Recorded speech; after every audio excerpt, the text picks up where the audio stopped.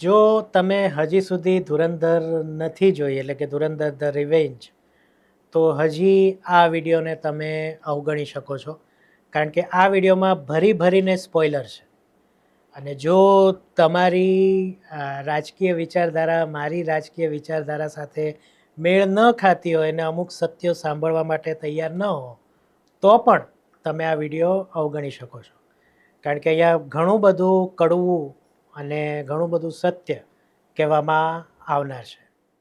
નમસ્તે મિત્રો, હું છું સિદ્ધાર્થ છાયા.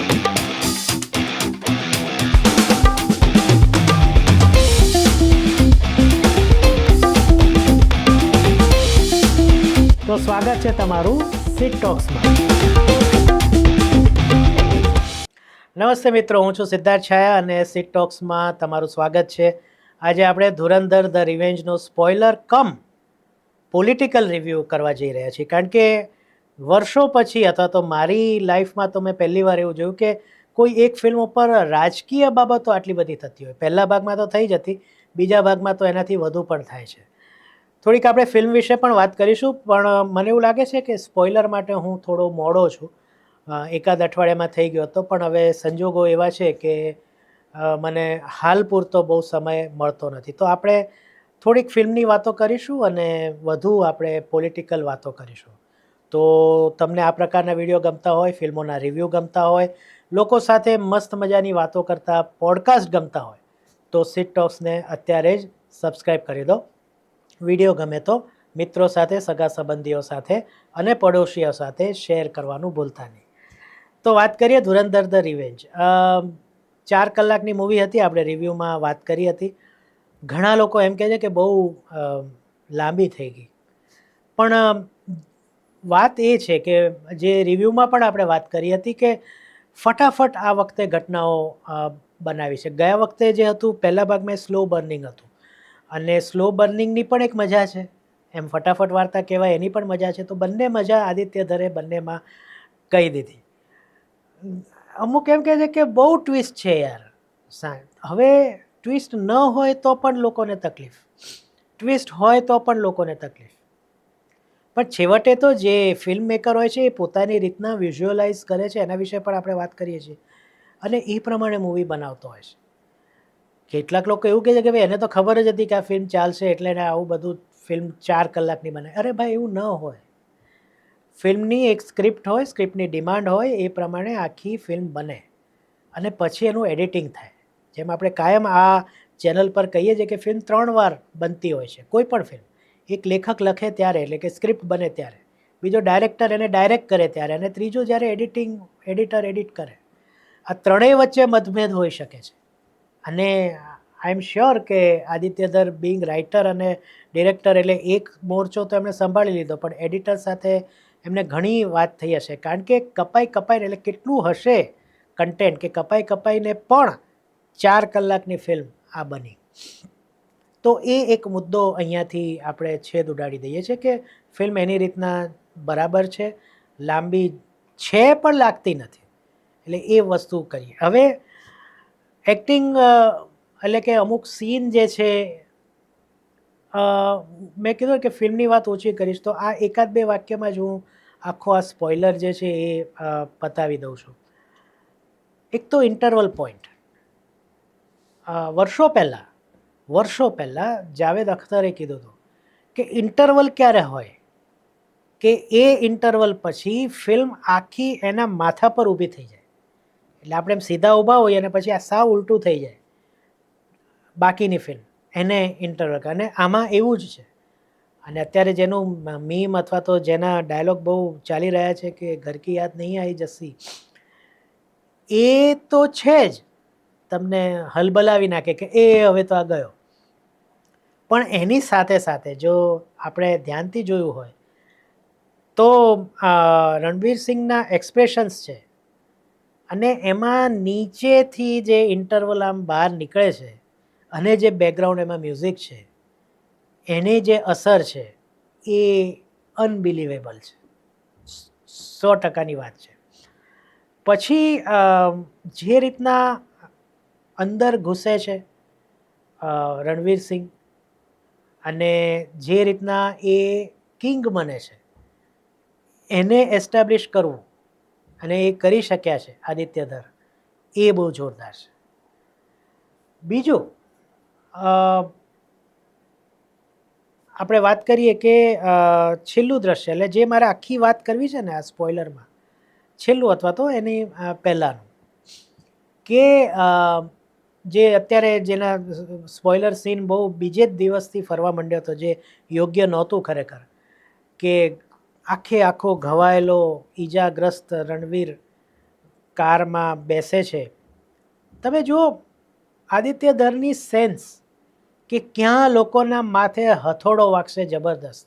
અને મેં રિવ્યૂમાં પણ વાત કરી હતી કે આપણને ખબર છે, એટલે જ્યારે રાકેશ બેદીને દેખાડે છે કે આ જ મેઇન હેન્ડલર છે, અને પછી જ્યારે માધવન બોલતા હોય છે કે તારી ઉપર પણ એક હેન્ડલર હશે, તું એને મળીશ નહીં વગેરે, એ આપણે જોઈએ છીએ, પણ આપણે એવા શોકમાં હોઈએ છીએ કે આ વ્યક્તિ હતો, આની તો આપણને કલ્પના જ નથી. પણ એને એક્ઝિક્યુટ કેવી રીતના કર્યું એ જુઓ તમે. કેમેરો ધીરે ધીરે પેલો બેસે છે આમ કરીને, પછી આમ જમણી બાજુ એની જોવે છે, કેમેરો ફરે છે, રાકેશ બેદી પર સ્થિર થાય છે, પણ હજી એક અડધી સેકન્ડ માટે એમને આપણને લલચાવા હતા કે આ ભાઈ આ કોણ હશે. અને પછી એ લાઇટ કરે છે, લાઇટ કરે છે ત્યારે પણ રાકેશ બેદીનો હાફ ફેસ દેખાય છે આ સાઈડનો, અને એ પછી ધીરેકથી જોવે છે એની સામે. આને કહેવાય વિઝ્યુઅલ ડિલાઇટ, જે કદાચ આદિત્ય ધરે વિચારી રાખ્યો છે. અને દરેક સીનમાં કે એ લેખક છે, મેં કીધું ને 3 વખત ફિલ્મ બને, તો લેખક પોતાની રીતના દ્રશ્ય વિચારીને લખે, પણ છેવટે એને જે એક્ઝિક્યુશન છે એ ડાયરેક્ટરની દ્રષ્ટિએ જ થતું હોય છે. તો આદિત્ય ધરે લખતી વખતે કદાચ આ પ્રકારના ઘણા બધા દ્રશ્યો હું તો કહી શકું. છેવટે જે પેલા એને મૂકે છે ટેન્કરમાં કેરોસીનના, તો એ પણ એક દ્રશ્ય એમણે વિઝ્યુઅલાઇઝ કર્યું છે કે એ આમ નળ ખોલશે, ડીઝલ પેલું કેરોસીન વહેશે, છેક દૂર પોતાની જે પોતાનું લાઇટર છે એ મૂકી દેશે, સિગરેટ સળગાવશે અને પછી મૂકશે, અને પછી ધીમે ધીમે એ કેરોસીન જશે અને પછી એમાંથી આગ લાગશે અને ધમાકો થશે. તો જેની ઇફેક્ટ હશે દર્શકો પર એ અદ્ભુત હશે. એવું જ સંજય દત્ત એટલે કે એસપી ચૌધરીને મારવાનું દ્રશ્ય છે, તો એમાં પણ એમ છે કે ભાઈ મસ્ત મજાની વાતો ફોન પર ચાલતી હશે, આપણને ખબર છે કે આ કંઈક થવા જઈ રહ્યું છે, અને ટાઈમ ઓફ ઇમ્પેક્ટ જે છે પેલો જે છે આત્મઘાતી હુમલો કરનાર, અને સંજય દત્ત આમ થઈ જાય છે, આ પણ એક દ્રશ્ય વિઝ્યુઅલાઇઝ કરીને બહુ જ સરસ રીતના ફિટ. અને આવા તો ઘણા બધા દ્રશ્યો છે. બીજું લોકો એવું કહે છે કે ભાઈ આ વખતે મ્યુઝિકમાં મજા ના આવી, પણ એકચ્યુઅલી આ વખતનું મ્યુઝિક બહુ ઊંડું છે. મને પણ એવું શરૂઆતમાં જ્યારે ફિલ્મ જોવા ગયો એના આગલે દિવસે એનું આલ્બમ બહાર પડી ગયું હતું, તો મેં સાંભળ્યા ગીતો, એટલે મને લાગ્યું કે આ વખતે થોડુંક નબળું છે. પણ પછી જે રીતના કભી બેકસીને મારા ઉમેર્યું, હમ પ્યાર કરને વાલે ઉમેરાયું, અને આવા તો ઘણા બધા ગીતો ઉમેરાયા, પ્લસ જે એના ઓરિજિનલ સોંગ્સ છે, મારા ખ્યાલથી પહેલા ભાગના લેવલનું અથવા તો એના કરતાં સહેજ ઉપરનું આ આલ્બમ છે. અને શાશ્વતને એના માટે આપણે ખૂબ ખૂબ અભિનંદન આપવા જોઈએ. અને કયું જૂનું ગીત ક્યાં મૂકવું એ પણ આદિત્ય ધરે વિચારીને, અગેન વિઝ્યુઅલાઇઝેશનની વાત છે, ઇમ્પેક્ટની વાત છે, એણે શાશ્વત સાથે ડિસ્કસ કરીને બનાવ્યા હશે આવા બધા ગીતો, અને કેવા હીરા ગીતો પસંદ કરીને મૂક્યા છે. ઓએ ઓએ છે, ખબર પણ નહોતી એ સમયમાં કે એનો ઉપયોગ આવો થશે. બીજું બોની એમનું જે અત્યારે ખૂબ રાસ્પુટીનવાળું ગીત છે, એના પાછા એક્સપ્લેનેશન્સ પણ આવે છે કે કેમ રાસ્પુતીન લખ્યું ને કેમ આમ છે તેમ છે. તો આખું જગ ગાંડું કર્યું છે આદિત્ય ધરે.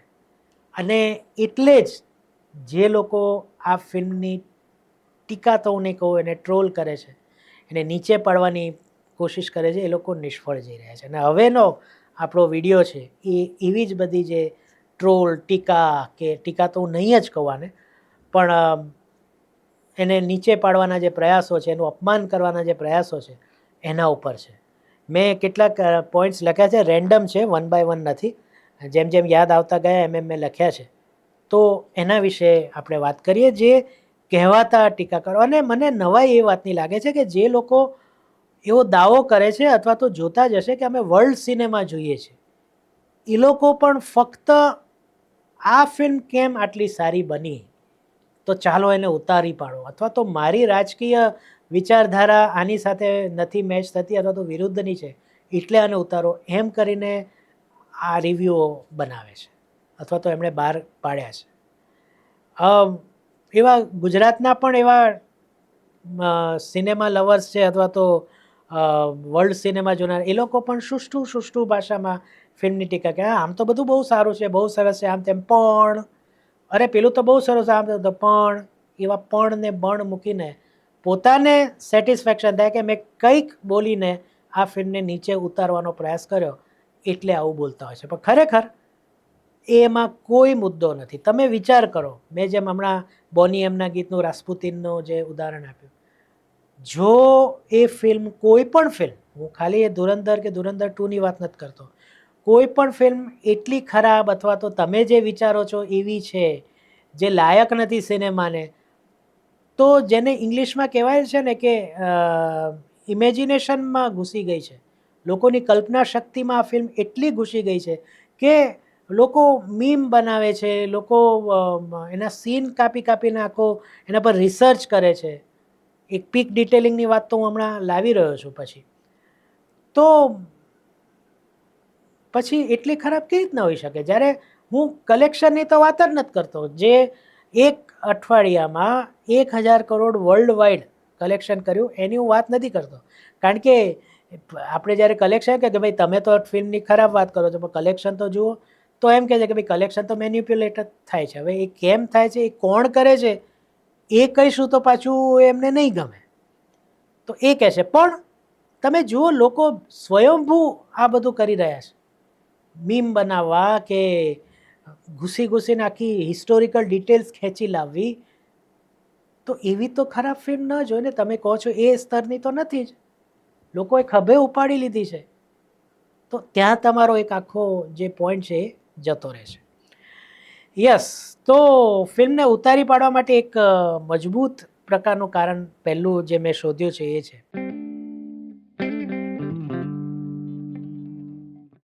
અક્ષય ખન્નાની ખોટ સાલી.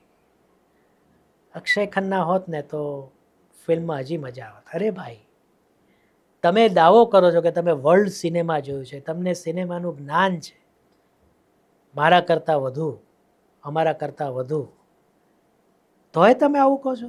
જ્યારે તમને ખબર છે કે પહેલા ભાગમાં આટલું જ કામ હતું, એનું કામ પતી ગયું, વાર્તા પતી ગઈ, હવે આગળ શું થવાનું છે એની વાત આ ફિલ્મમાં છે. તો અક્ષય ખન્ના નથી જોવાનો એમાં, પણ તમારે તો ધુરંધરને લો ક્લાસ દેખાડવી છે, એટલે તમે આવી ભૂલ કાઢી. બીજી જે સૌથી મોટી વાત અત્યારે રાજકીય ચાલી રહી છે કે ફિલ્મ પ્રોપેગેન્ડા છે, તો છે કઈ ફિલ્મ પ્રોપેગેન્ડા નથી જે સામાજિક અને રાજકીય વાત કરતી હોય? આપણી રાજનીતિ નામની ફિલ્મ આવી હતી, અથવા તો એક અમિતાભ બચ્ચન ને અજય દેવગણની, જેણે એક ખાસ પાર્ટીને પ્રમોટ કરવાનું કામ કર્યું હતું, સત્યાગ્રહ.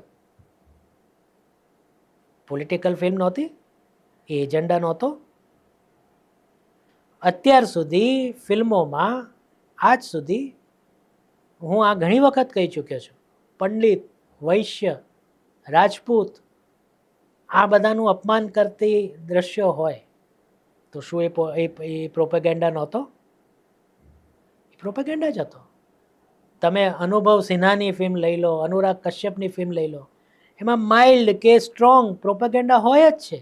પેલું ભીડ કરીને એક ફિલ્મ આવી હતી,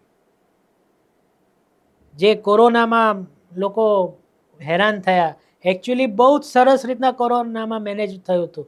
તકલીફ ક્યાં થઈ હતી? જ્યાં લોકો સરકારની વાત માન્યા વગર, જેમ હમણાં આપણે પેટ્રોલનું થયું ને, સરકારની ગાઈડલાઇન્સને માન્યા વગર લોકો આમ તેમ દોડવા માંડ્યા હતા, એને કારણે તકલીફ થઈ હતી. બાકી રોજની ટ્રેનો ઉપડતી હતી અમદાવાદથી. તો એ શું પ્રોપેગેન્ડા નહોતો? તો એને તો આપણે સ્વીકારી લીધો. એમાં તો આપણને મજા આવી. હા, આ લોકોનું ખરાબ દેખાય છે, બનાવો બનાવો.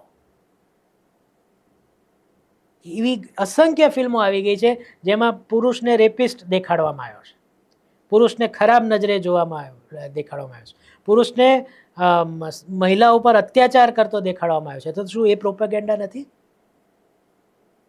જ્યારે એનિમલ નામની પુરુષ પ્રધાન ફિલ્મ આવી ત્યારે આવી જ વાતો આવી હતી બહાર.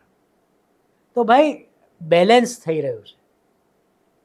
જેમ કુદરત ધરતીકંપ લાવીને, પૂર લાવીને કે બીજી કુદરતી હોનારતો કરીને બેલેન્સ, આપણે કહીએ ને બહુ વસ્તી વધી ગઈ, તો કુદરત આ રીતના બેલેન્સ કરે છે. આવું બેલેન્સિંગ એક્ટ હવે હિન્દી સિનેમામાં ચાલુ થયું છે.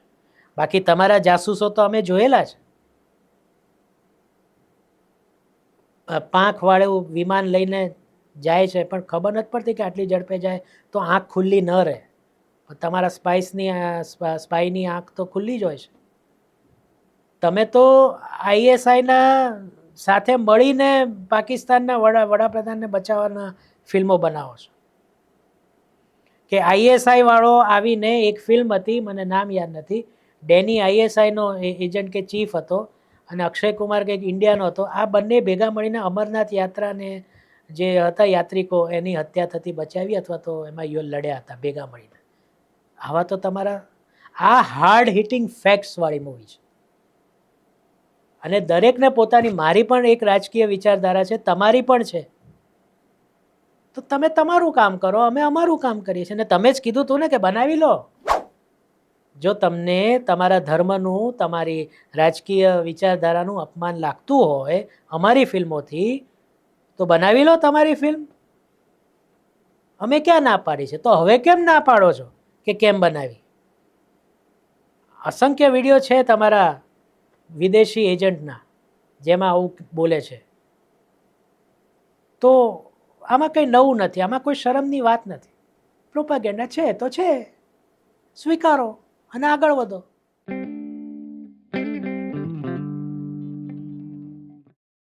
પીક ડિટેલિંગમાં લોકોએ બહુ મસ્તી કરી.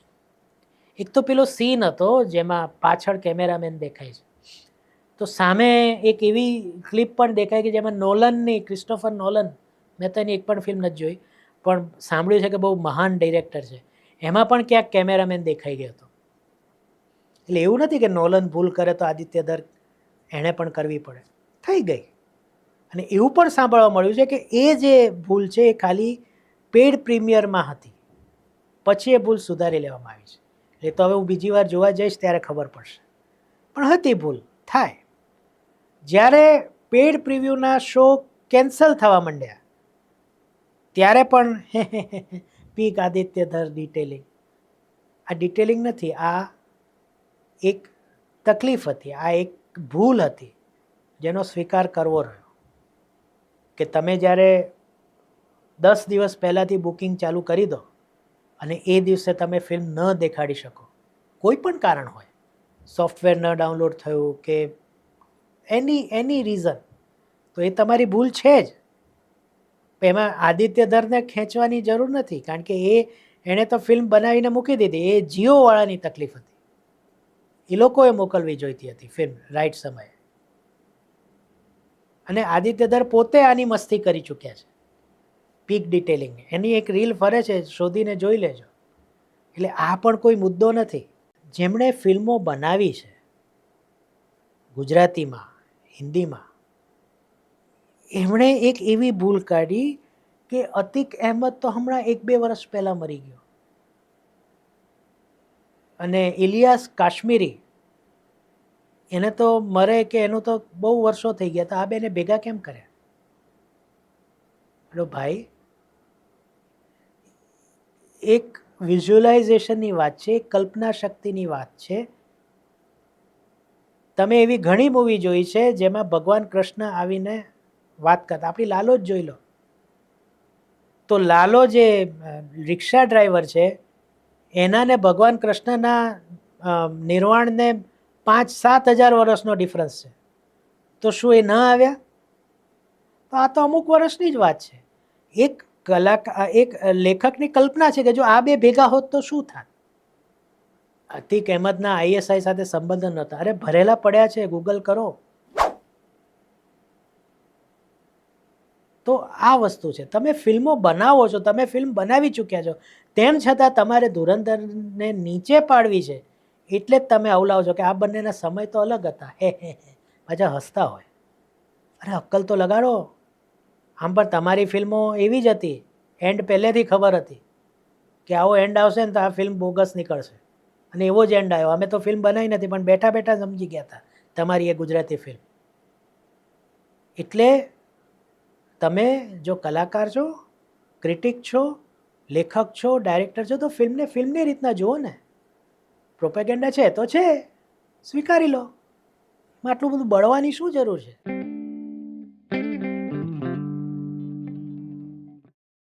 લોકો એ નક્કી નથી કરી શકતા કે આ ડોક્યુમેન્ટરી છે કે ફિક્શન છે. આદિત્ય દરે એવું કશું જ નથી કર્યું. આદિત્ય દરે તો એમ જ કહ્યું કે જાઓ ફિલ્મ જુઓ, એન્જોય કરો, અને આપણા દેશમાં જે અત્યાર સુધી બની ચૂક્યું છે અથવા તો જે બની રહ્યું છે એને સમજો. આ 3 વસ્તુ સિવાય એને કશું જ નથી કીધું. પણ આપણે તો અરે આ તો આ કાળમાં થોડું, આ તો મોદીએ થોડું કરાયું છે. બધું મોદીએ જ કરાયું છે, બીજાએ કશું કરાયું જ નથી. તો ભાઈ વિચારો કે જે જમાલી છે એને 45 વર્ષ પહેલાં મોકલવામાં આવ્યા હતા પાકિસ્તાન, એવું કહે છે. તો ત્યારે કોની સરકાર હતી?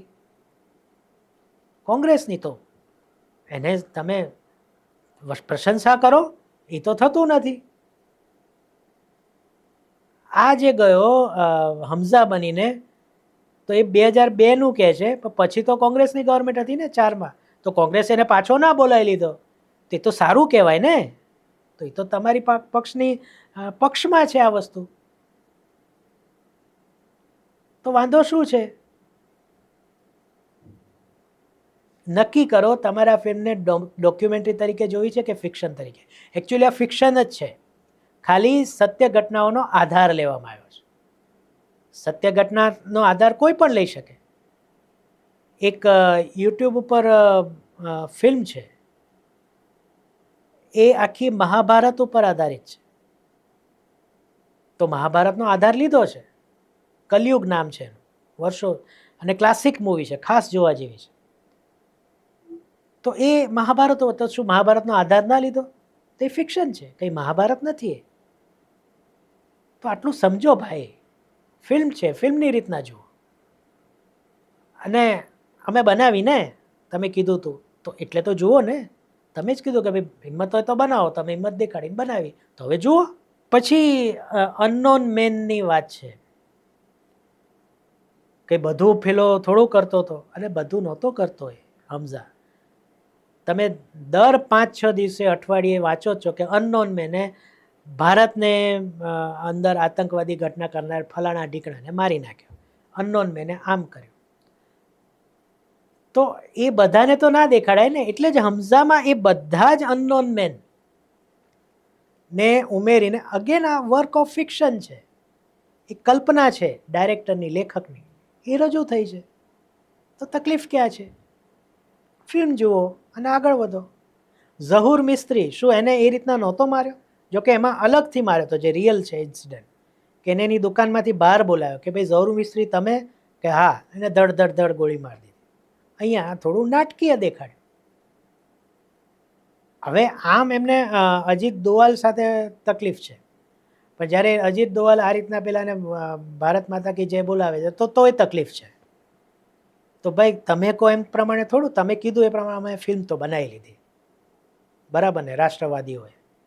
હવે તમે કહો એ પ્રમાણે સ્ક્રિપ્ટ તો ના લખીએ ને, નહીં તો તમારા જેવી સ્ક્રિપ્ટ થઈ જાય.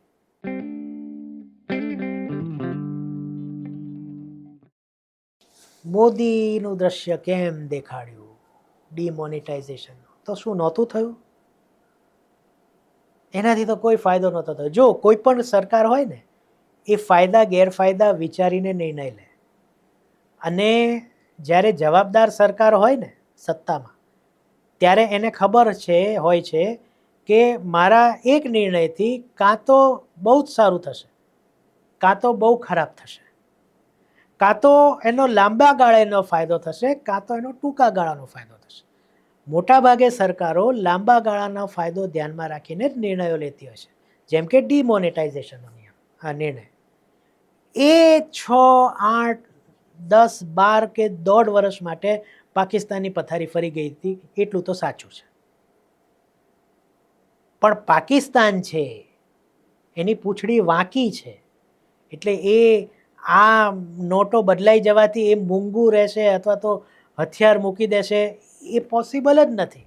એ મને ખબર છે, તમને ખબર છે, સરકારને તો વધુ ખબર છે. પણ ક્યાંક તો એને એક ચેનલ તોડવી હતી, ક્યાંક તો એને ધક્કો આપવો હતો.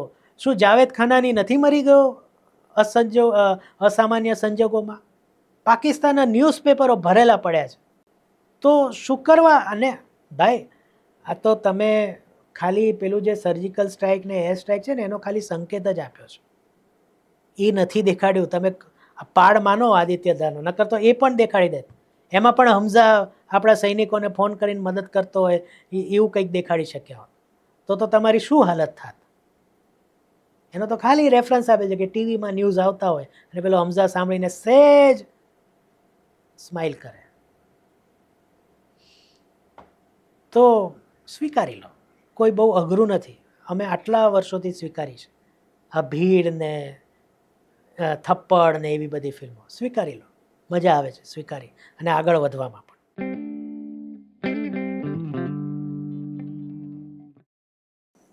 બીજો વર્ગ છે જે બહુ ઇનસિક્યોર મહેસૂસ કરે છે, અને એ છે શાહરૂખ ખાનના ફેન્સ. મને બરાબર યાદ છે પેડ પ્રિવ્યુનો પહેલો શો જે મુંબઈમાં 4:30 અને બીજા બધા સિટીઝમાં 4 વાગે શરૂ થવાનો હતો. લગભગ 3, 3:30 રેડ ચિલીઝમાંથી એક પોસ્ટ આવી જેમાં એમ કીધું વી વેર અથવા તો અમે કાયમ રેડી જ હોઈએ છીએ. એમાં જવાનનો જે રેડી નામનો જે છે ને એ ક્લિપ મૂકવામાં આવી હતી. કેમ? કારણ કે ધુરંધરની આ વખતની ટેગલાઈન હતી, you are still not ready for this. તો એના માટે કે અમે તો રેડી જ હતા. આટલી બધી ઇનસિક્યોરિટી હજી તો આ ઓછું છે. જેવો પહેલો દિવસ પત્યો, ભાઈ જવાનને તો આટલા ફૂટફોલ મળ્યા હતા ને આટલી કમાણી મળી હતી જે ધુરંધરને નથી મળી. તો નથી મળી. જવાન એક એવી ફિલ્મ હતી જેને મેં સવારે 7:30ના શોમાં જોઈ હતી. બીજી વાર પણ મેં જોઈ એ ફિલ્મ. એ વર્ષો પછી એક એવી ફિલ્મ બની જેને મેં 2 વાર જોઈ થિયેટરમાં જઈ. એન્ટરટેનિંગ મૂવી હતી, બહુ જ સરસ, મજા આવે, તમારા પૈસા વસૂલ થઈ જાય. પણ પછી બીજા લોકોને શું ફિલ્મ બનાવવાનો અધિકાર નથી? ક્રિકેટમાં એવું કહેવાય છે કે રેકોર્ડ્સ આર મેન્ટ ટુ બી બ્રોકન. રેકોર્ડ બને છે જ તૂટવા માટે. તો કોઈ બીજો આવીને કાલ સવારે કોઈ ધુરંધરનો રેકોર્ડ તોડશે. આવો ઓરા તો શાહરૂખ ખાનનો છે. રણવીરસિંહ 100 રણવીરસિંહ જન્મી લે ને તોય ના થાય, પણ નથી જન્મવા આપણે.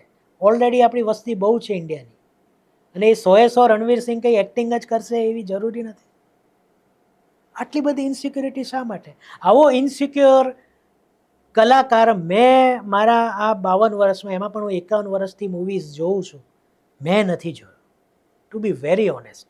અમિતાભ બચ્ચનને તો એમણે જાતે, એટલે એમને તો પ્રેસ જ્યારે ખાલી મેગેઝિન અને છાપાઓથી જ પ્રચાર થતો, એમનો બોયકોટ કરેલો એમના પીકમાં, તેમ છતાં એ રાજ કર્યું એમણે એ 10 વર્ષ. ક્યારેય આવા ઇન્સિક્યોર મેં નથી જોયા કે કોઈના વિરુદ્ધ આમ લખાવડાયું, કોઈના વિરુદ્ધ આમ છપાવડાયું. શું જરૂર છે? તમે તમારું જ લેવલ નીચું કરો છો અને એમના ફેન લાગી પડ્યા છે.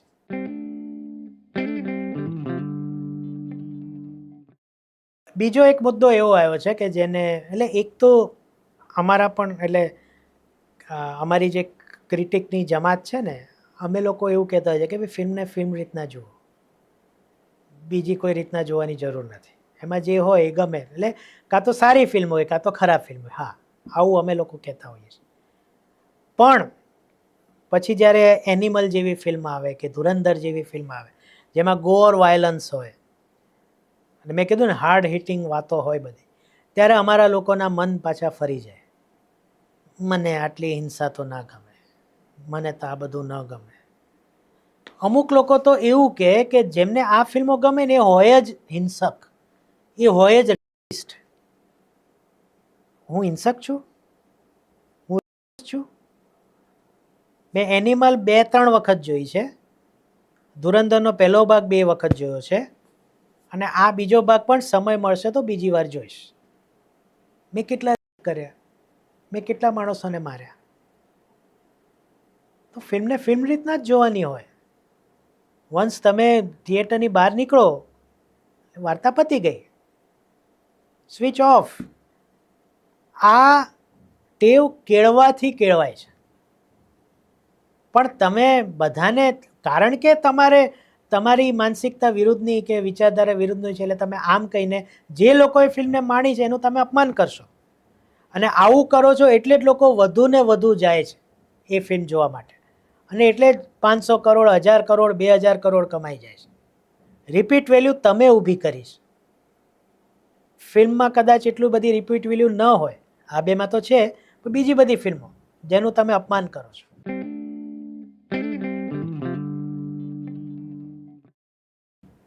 હવે એક મુદ્દો જે મને ખૂબ ગમે છે અને એની મને મજા પણ બહુ આવે છે.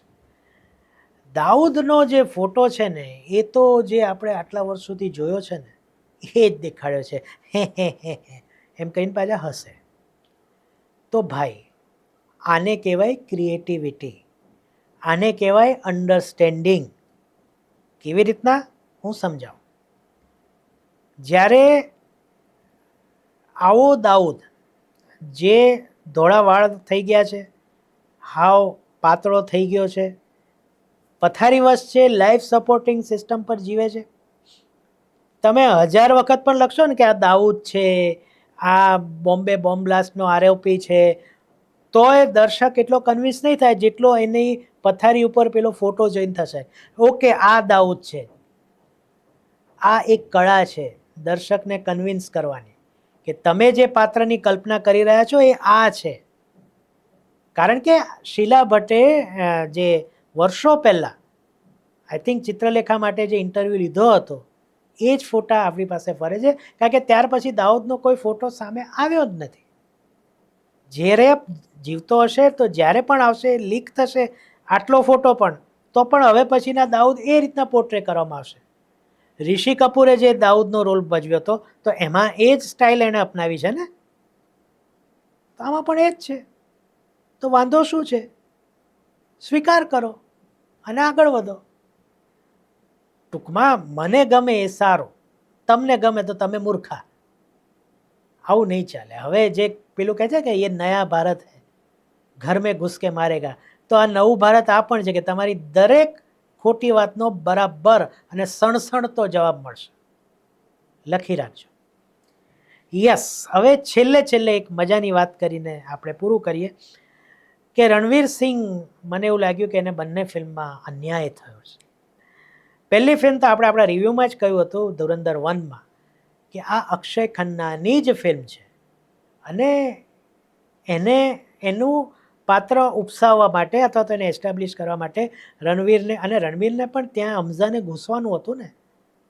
એક સમય આવે ત્યાં સુધી એણે રાહ જોવાની હતી અને હવે આ પાર્ટમાં એણે આખું લેયારીને કબજે કરી લીધું. પણ ત્યાં સુધી તો એણે ડાઉન પ્લે કરવાનો હતો અને એના માટે રણવીર સિંહને આવો રોલ આપવામાં આવ્યો અથવા તો આવી એક્ટિંગ કરવાનું કહેવામાં આવ્યું, જેણે બહુ જ સરસ નિભાવી.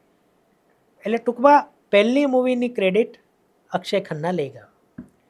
બીજા ભાગમાં બધું બરાબર ચાલી રહ્યું હતું. હમઝા બધાને મારી રહ્યો હતો ને લેયારીને ખતમ કરી રહ્યો હતો ને દેશના દુશ્મનોને પથારી ફેરવી રહ્યો હતો ને ખનાનીને મારી નાખ્યો ને બધું થઈ ગયું. છેલ્લે દેશ માટે ફના થવા માટે પણ રેડી હતો અને સાનિયાલ સાહેબે એમને બચાવીને મોકલ્યો અને પછી એ બેઠો અને આપણે જે સીનની વાત કરી, આમ જમણી બાજુ જોયું અને જે પછી જમાલી સાહેબે આખી લાઇમલાઇટ ખેંચી લીધી પોતાની તરફ. મને લાગે છે કે આમાં પણ એણે આટલી બધી મહેનત કરી પણ છેલ્લે ક્રેડિટ તો રાકેશ બેદી લઈ ગયા. ના પણ આ મસ્તીની વાત છે, મજાકની વાત છે. બંને ફિલ્મો અદ્ભુત બની છે, ખૂબ સરસ બની છે, મજા આવે છે. ફિલ્મ વારે વારે થિયેટરમાં જોઈને જવાનું મન થાય. અમુક કારણોસર નથી થઈ શકતું, આર્થિક છે, સામાજિક છે, સમયનો પણ પ્રોબ્લેમ છે. પણ ક્યારેક તો જોવાનું મન થશે. અને જ્યારે પણ આ એક ભાગ તો આવી ગયો છે, બીજો ભાગ પણ આવશે, ત્યારે આ ફિલ્મ ઓટીટી પર વારંવાર જોવાની છે, એ પણ પાકું છે. જ્યાં સુધી રહી વિચારધારાની વાત, જ્યાં સુધી રહી આ બધી વાતો, તો હું એક જ વસ્તુ કહું છું ને હું આજે પ્રોમિસ પણ આપું છું, અને તમે જોતા પણ હશો કે જ્યારે હું ફિલ્મનો રિવ્યૂ કરીશ પછી એ ગમે તેટલી પ્રોપેગેન્ડાવાળી હશે, જે મારી વિચારધારાની વિરુદ્ધ પણ હશે, તો હું એની વાત હું મારા રિવ્યૂમાં ક્યારેય નહીં કરું. રિવ્યૂ ફક્ત ફિલ્મનો રહેશે. પછી જો મન થશે, જો સમય હશે, તો આવી રીતના એક અલગથી વિડીયો એ પ્રોપેગેન્ડાને ધ્વસ્ત કરવા અથવા તો એ પ્રોપેગેન્ડાનું સમર્થન કરવા હું બનાવીશ. પણ જ્યારે મૂવીનો રિવ્યૂ આવશે, જ્યારે તમે થંબનેલમાં વાંચશો કે હિન્દી મૂવી કે Gujarati movie review so and so, તો એમાં પ્રોપેગેન્ડા રાજકારણની એક પણ વાત નહીં હોય. આ મારું પ્રોમિસ છે. અછડતો ઈશારો હોઈ શકે, ક્યાંક જરૂરી છે, તો એ ઈશારો માત્ર હશે અથવા એક વાક્ય માત્ર હશે, પણ હું ક્યારેય એ પ્રોપેગેન્ડાને મારા રિવ્યૂમાં નહીં લાવું. કારણ કે મને ખબર છે કે જ્યારે કોઈ વ્યક્તિ રિવ્યૂ જોવા માટે વિડીયો ઓપન કરે છે, તો એની આશા રિવ્યૂ પ્રત્યેની જ હોય છે. એમાં શું પ્રોપેગેન્ડા છે, શું નથી, એના સાથે એને કોઈ નિસ્બત નથી. એટલે હું એ મારી જવાબદારી સમજું છું, અને હવેથી આવા વિડીયો જ એટલે રિવ્યૂમાં ફક્ત રિવ્યૂ જ આવશે. જો બીજી કોઈ એની આડ વાત કરવાની હશે તો હું અલગથી એક વિડીયો બનાવીશ. તો આ પ્રોમિસ સાથે આજનો આ લાંબો વિડીયો આપણે પૂરો કરીએ છીએ. ફરીથી મળીશું કોઈ નવા વિડીયો સાથે બહુ જલ્દીથી. સમયનો આજકાલ અભાવ રહે છે, એટલે વિડીયો ઓછા આવે છે, પણ શક્ય હોય એટલું આપણે કરીશું મહેનત આપણે બંને. ફરીથી મળીએ, ત્યાં સુધી સિદ્ધાર્થ શાહને આજ્ઞા આપો, અને તમને બધાને મારા તરફથી કાયમની જેમ આવજો.